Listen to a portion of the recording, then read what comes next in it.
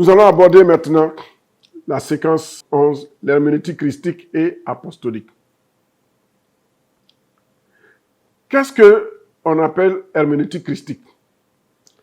C'est l'herméneutique de Jésus entre l'an 29-30 et l'an 33-34.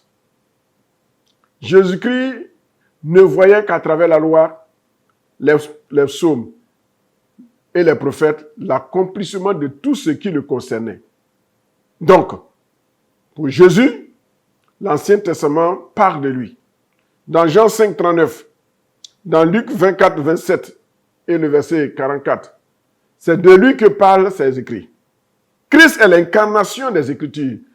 Jésus a interprété les Écritures selon une herméneutique christocentrique. Il se voyait à travers les Écritures. Alors voici les principes que Jésus a appliqués dans son herméneutique. Pas de façon exhaustive, mais de façon générale. Le principe du contexte. Jésus, pour expliquer un texte, se référait toujours au contexte. En matière de contexte, il y a plusieurs cercles, ce qu'on appelle les cercles herméneutiques du contexte. On a d'abord le contexte du passage, premier niveau. Ensuite, on a le contexte du chapitre, deuxième niveau. Ensuite, on a le contexte du livre, ou bien du corpus. Si dans le livre, il y a, par exemple, 10 chapitres, ces 10 chapitres, nous allons voir qu'ils sont regroupés, peut-être 2, 3 ou 4. Donc, il y a le contexte du corpus. Le corpus, c'est le corps d'un certain nombre de chapitres. Donc, il y a le corpus des chapitres qui parle du même thème. Ça nous permet de comprendre notre verset. Au-delà de ce corpus des chapitres, il y a le contexte de tout le livre. Tout le livre permet de savoir tel mot veut dire telle chose selon l'auteur. Ensuite, il y a le contexte du corpus des écrits de l'auteur. Paul a écrit Romains, il a écrit Galates, Éphésiens, Philémon, il a écrit plusieurs. Pour comprendre une pensée difficile de Paul dans l'épître aux Romains, il faut tenir compte de toute l'épître. Et si on n'est pas satisfait, alors il faut tenir compte de ce que Paul a dit concernant ce sujet dans les autres livres qu'il a écrits. C'est ce qu'on appelle le corpus de l'auteur. Donc, voilà le contexte. Donc, le contexte à plusieurs niveaux. Et puis aussi, après l'auteur, il faut voir le contexte des autres auteurs.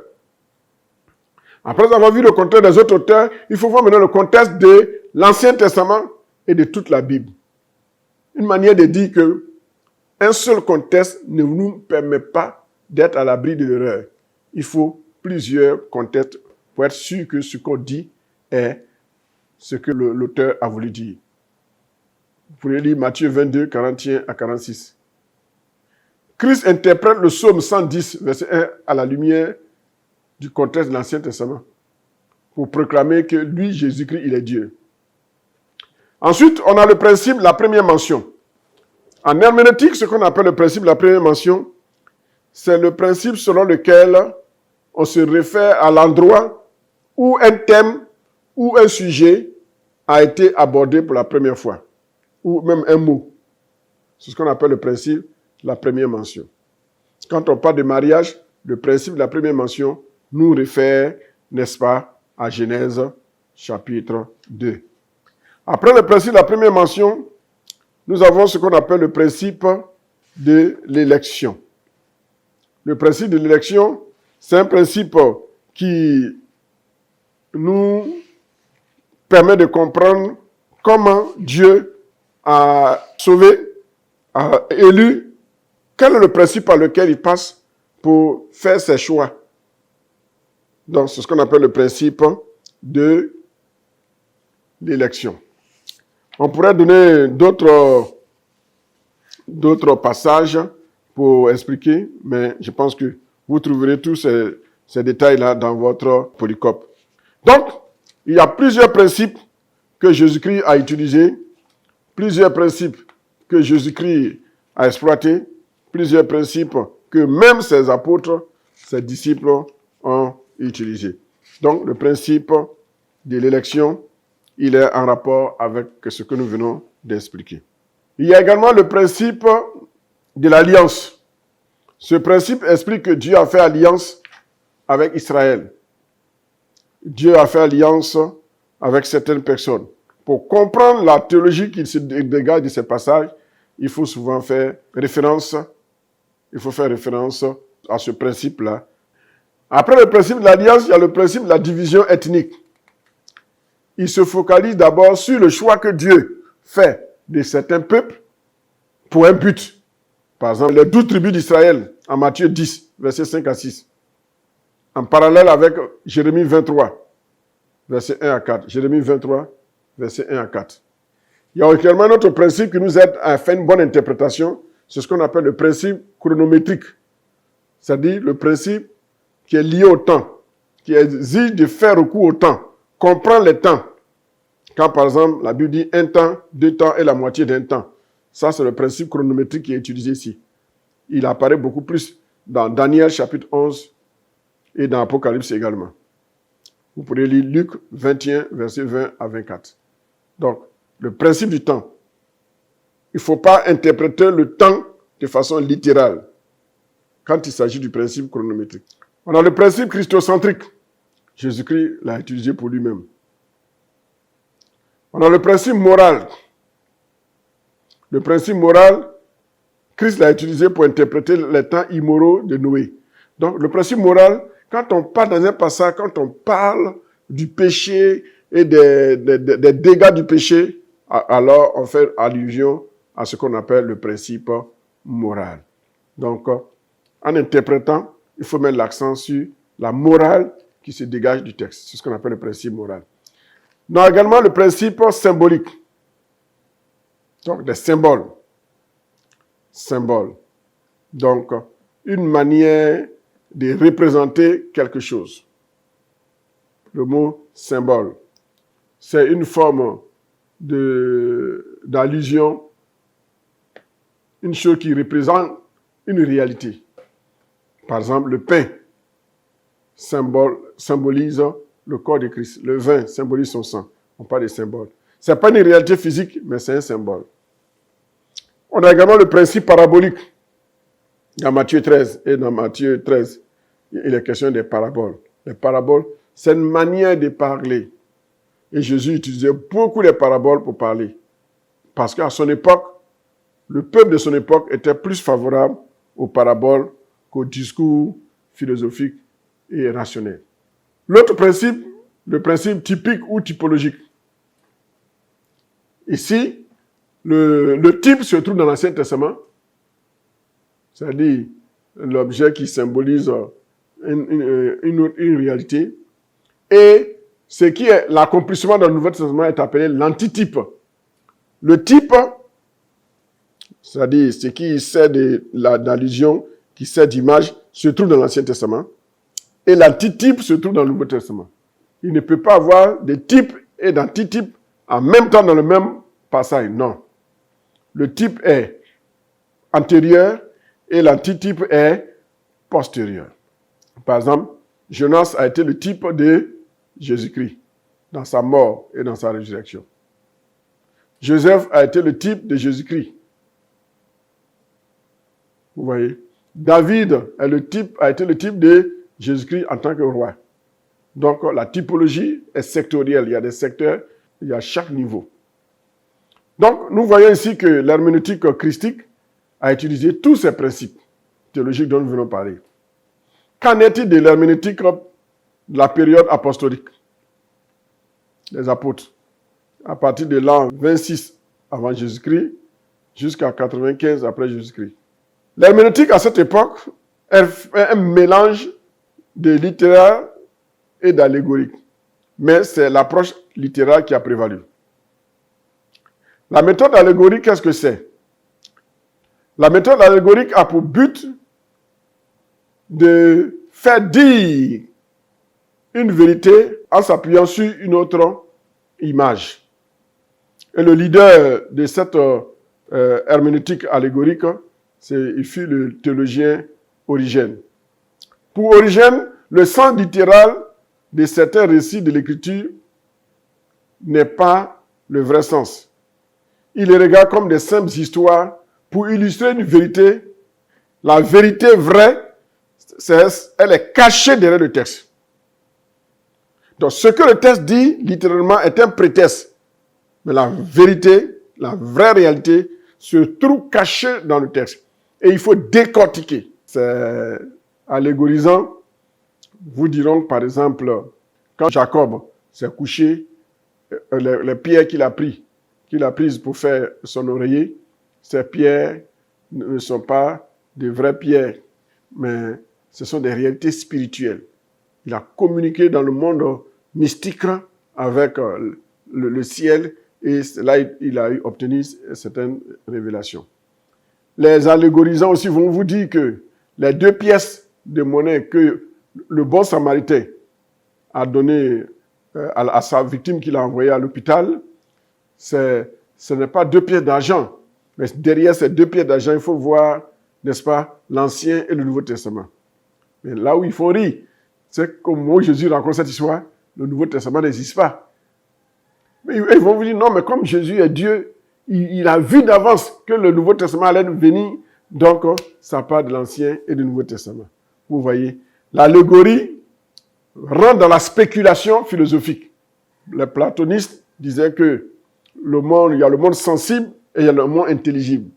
Le monde sensible, c'est le monde de la terre, les imperfections, la réalité physique. Mais la réalité spirituelle, elle se trouve dans un autre niveau, à un autre niveau, dans un autre domaine.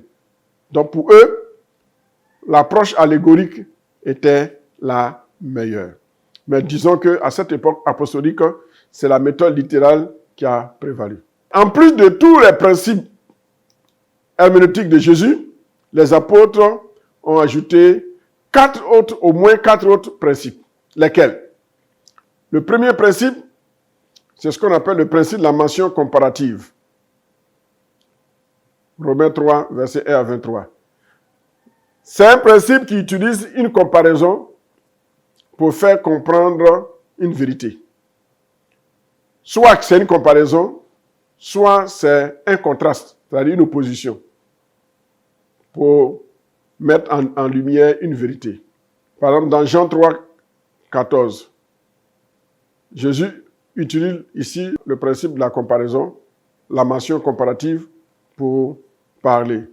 Il dit, de la même manière que Moïse a exposé le serpent, vous voyez, de cette même manière, le Fils est venu pour mourir à la croix.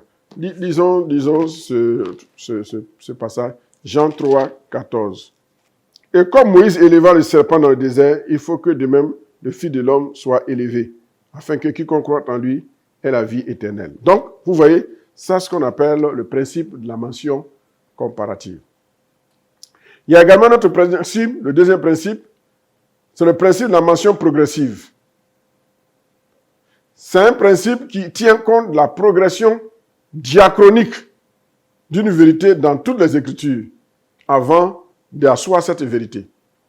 C'est-à-dire, ce principe tient compte de l'évolution progressive de la dite vérité à travers toute la Bible. Donc, on ne peut pas tirer une conclusion à mi-chemin. Il faut étudier la progression de cette vérité de A à Z pour en être certain. Le troisième principe, c'est le principe de l'allégorie dont nous avons déjà parlé. Galates chapitre 4, versets 21 à 31, il est question là d'une histoire de l'allégorie où il parle d'Israël de la terre et d'Israël du ciel. Le quatrième principe, c'est le principe de la mention complète. Le principe de la mention complète. C'est-à-dire, tant qu'une vérité n'a pas été étudiée sous ces différents aspects, on ne peut pas en déduire une conclusion. Le principe de la mention complète, c'est ce principe par lequel l'interprétation d'un verset est déterminée par une prise en compte de ce que la Bible dit de ce sujet dans plusieurs passages. Plus loin, on appelle ça faire de la théologie biblique. c'est-à-dire analyser les vérités bibliques de façon diachronique, c'est-à-dire à travers le temps, dans l'espace et le temps, depuis l'Ancien Testament jusqu'au Nouveau Testament. Quand vous faites un tel travail, on dit que vous êtes en train d'utiliser le principe de la mention complète, ou bien vous êtes en train de faire de la théologie biblique. Le cinquième principe nouveau, le principe de la brèche. C'est un principe par lequel l'interprétation d'un verset est facilitée par la considération de certaines parenthèses de promesses et de temps. Donc, vous lisez un texte, et pour comprendre, il y a des parenthèses, des promesses que le Seigneur fait dans ce texte. Ou bien il y a une parenthèse de temps. Et dans cette parenthèse de temps, Dieu fait quelque chose. Après, on ferme la parenthèse et on va.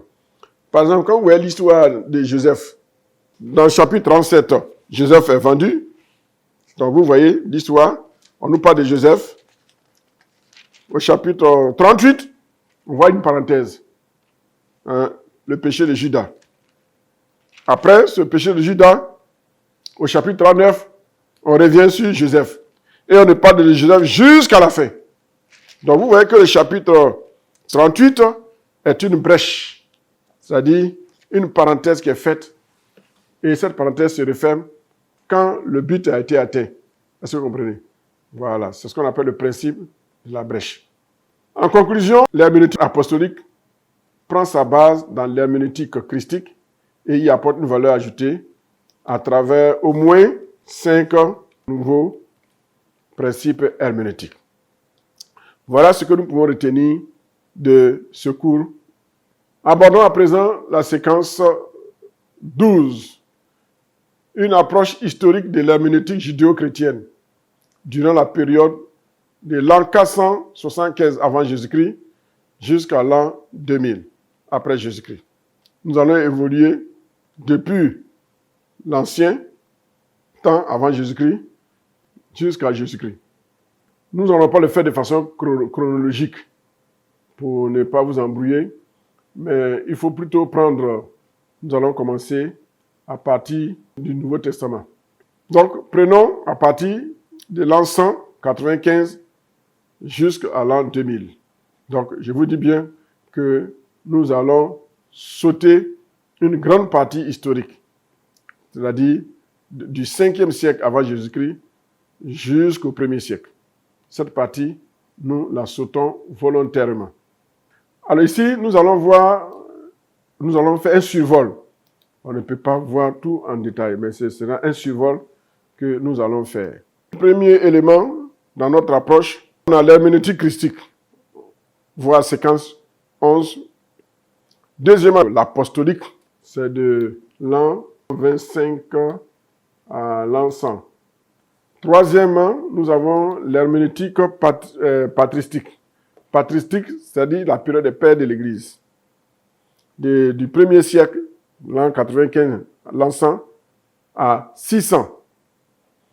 Et cela est subdivisé de la façon suivante. Du 1er siècle au 2e siècle, donc l'an 95 à l'an 202 après Jésus-Christ, l'herméneute influent sera Clément de Rome. De lui jusqu'à Irénée. Dans l'histoire de l'Église, vous connaîtrez ce personnage. Du 202 à 325 après Jésus-Christ, on a l'éclosion de l'école d'Alexandrie. Cette école pratiquait une herméneutique allégorique. Les philosophes ont commencé déjà à influencer l'Église. 325 à l'an 600, on a la période de l'école d'Antioche. Cette école avait une herméneutique littérale. J'interprétais la parole de Dieu de façon littérale. Mais reconnaissons que durant cette période patristique, qui est faite d'un mélange de herméneutique littérale et herméneutique allégorique, c'est l'allégorie qui a beaucoup plus prévalu à cause de l'essor des philosophes, etc. Quatrième subdivision, c'est l'herméneutique du Moyen-Âge, la période médiévale. Donc, quand on parle de la période médiévale, il s'agit du Moyen-Âge, de l'an 500-600 à l'an 1500. Le Moyen-Âge 1 et le Moyen-Âge 2. Le Moyen Âge 1, c'est de 500 ans à l'an 1000. Et le Moyen Âge 2, c'est de l'an 1000 à 1500. Alors, durant cette période médiévale, il y a 4 types de courants herméneutiques qui ont prévalu. D'abord, l'herméneutique littérale. Ensuite, l'herméneutique allégorique. Par la suite, l'herméneutique morale. Et enfin, l'herméneutique avec un sens eschatologique. Plusieurs théologiens ont participé à cette évolution herméneutique. Vous pourrez citer Erasme de Rotterdam, également Martin Luther, voilà, qui a été le réformateur allemand, Philippe Mélanchthon, Jean Calvin, etc. La 5e subdivision, c'est la période de la Réforme, de l'an 1517 à l'an 1600. Elle met en relief l'interprétation grammatico-littérale. C'est-à-dire, pour eux, c'est la grammaire et la littérature qui nous déterminent le sens. C'est cette herméneutique qui a prévalu. D'autres parlent d'approche historico-grammaticale. En réalité, c'est la même chose. La grammatico-littérale met l'accent sur la grammaire et la littérature. L'historico-grammatical dit il faut comprendre le texte en fonction de ce que l'histoire a compris. Et ensuite, il faut tenir compte de la grammaire. Dans la méthode grammatico-littérale et la méthode historico-grammaticale ont le même but. C'est le nom qui varie, mais c'est le même but et c'est le même objectif qui est poursuivi. Ces approches sont donc fondamentales dans les études bibliques et herméneutiques. Même la science de l'interprétation des textes exige de prendre en considération l'élément grammatical, l'élément historique et l'élément littéraire. Voilà un peu ce que nous pouvons dire. Maintenant, 6e subdivision, l'herméneutique, la période post-réforme, après la réforme. Après la réforme, un autre type d'herméneutique va naître. Ce type d'herméneutique est appelé l'herméneutique littérale et dévotionnelle. À cette époque, le plus important, c'est le culte, la méditation, le culte que j'ai avec Dieu à travers le texte. Qu'est-ce que le texte me dit? Qu'est-ce que le texte me dit? Qu'est-ce que le texte me dit? Comment Dieu me parle à travers le texte? C'est ça qui est le plus important. Vous comprenez? C'est ce qu'on appelle l'herméneutique dévotionnelle et littérale. On peut citer plusieurs érudits théologiens tels que Hugo Grotius, qui a été également un Néerlandais, un juriste et philosophe néerlandais qui a apporté sa contribution à cette herméneutique. Plusieurs personnes, Bénédicte Spinoza, lui aussi qui était un néerlandais, ces érudits ont apporté une contribution significative à l'herméneutique de cette période.